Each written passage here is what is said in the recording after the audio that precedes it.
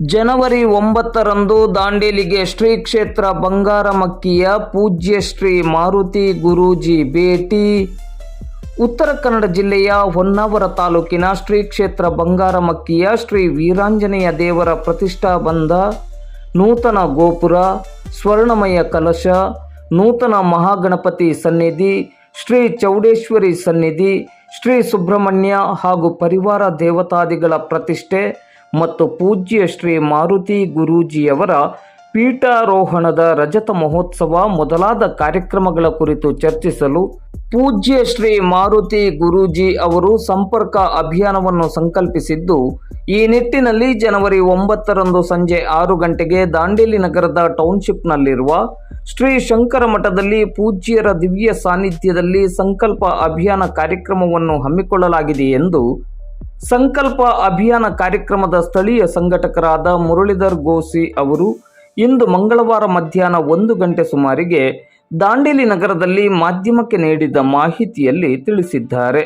ಜನವರಿ 9ರಂದು ಸಂಜೆ 4 ಗಂಟೆಗೆ ಪೂಜ್ಯ ಶ್ರೀ ಮಾರುತಿ ಗುರೂಜಿಯವರು ನಗರಕ್ಕೆ ಭೇಟಿ ನೀಡಲಿದ್ದು, ಪೂಜ್ಯರನ್ನು ಅಂದು ಸಂಜೆ 4 ಗಂಟೆಗೆ ಸರಿಯಾಗಿ ನಗರದ ಸೋಮಾನಿ ವೃತ್ತದಿಂದ ಶ್ರೀ ಶಂಕರ ಮಠದವರೆಗೆ ಭವ್ಯ ಮೆರವಣಿಗೆಯ ಮೂಲಕ ಬರಮಾಡಿಕೊಳ್ಳಲಾಗುತ್ತಿದ್ದು, ಮೆರವಣಿಗೆಯಲ್ಲಿ ಹೆಚ್ಚಿನ ಸಂಖ್ಯೆಯಲ್ಲಿ ಭಕ್ತಾಭಿಮಾನಿಗಳು ಭಾಗವಹಿಸುವಂತೆಯೂ ಹಾಗೂ ಜನವರಿ 9 ಮತ್ತು ಜನವರಿ 10ರಂದು ಪೂಜ್ಯ ಸ್ವಾಮೀಜಿಯವರ ದಿವ್ಯ ಸಾನ್ನಿಧ್ಯದಲ್ಲಿ ನಡೆಯಲಿರುವ ವಿವಿಧ ಕಾರ್ಯಕ್ರಮಗಳಲ್ಲಿ ಭಕ್ತಾಭಿಮಾನಿಗಳು ಹೆಚ್ಚಿನ ಸಂಖ್ಯೆಯಲ್ಲಿ ಭಾಗವಹಿಸುವಂತೆ ಮುರಳೀಧರ್ ಗೋಸಿ ಅವರು ವಿನಂತಿಸಿದ್ದಾರೆ.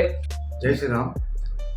ದಿನಾಂಕ 9/1/2025 ಸಂಜೆ 4 ಗಂಟೆಗೆ ಬಂಗಾರಮಕ್ಕಿ ದೇವಸ್ಥಾನದ ಧರ್ಮಾಧಿಕಾರಿಗಳಾದ ಮಾರುತಿ ಗುರೂಜಿಯವರು ಸೋಮಾನಿ ಸರ್ಕಲ್ ಹತ್ರ ಬರ್ತಾರೆ. ಅಲ್ಲಿಂದ ನಾವು ಶೋಭಾಯಾತ್ರೆಯ ಮುಖಾಂತರ ಮತ್ತು ಹೆಣ್ಣುಮಕ್ಕಳ ಕಳಶ ತೆಗೆದುಕೊಂಡು ಅಲ್ಲಿಂದ ನಾವು ಶಂಕರ ಮಠದವರೆಗೂ ಶೋಭಾಯಾತ್ರೆ ಮಾಡ್ತೇವೆ. ಅಲ್ಲಿ ಸಂಜೆ 6 ಗಂಟೆಗೆ ಗುರುಗಳದ ಒಂದು ಸಭೆ ಇರುತ್ತೆ. ಅವರು ದೇವಸ್ಥಾನದ ಜೀರ್ಣೋದ್ಧಾರಕ್ಕೋಸ್ಕರ ಬರ್ತಾ ಇದ್ದಾರೆ.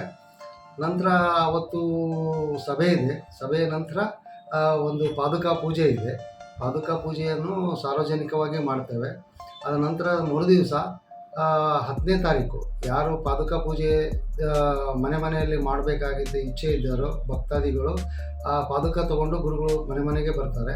ಅದನ್ನು ನಾವು ನಮಗೆ ಕೊಟ್ಟರೆ ನಾವು ಅವರು ಗುರುಗಳನ್ನು ಮನೆಗೆ ಕರೆಸಿ ವ್ಯವಸ್ಥೆ ಮಾಡ್ತೀವಿ.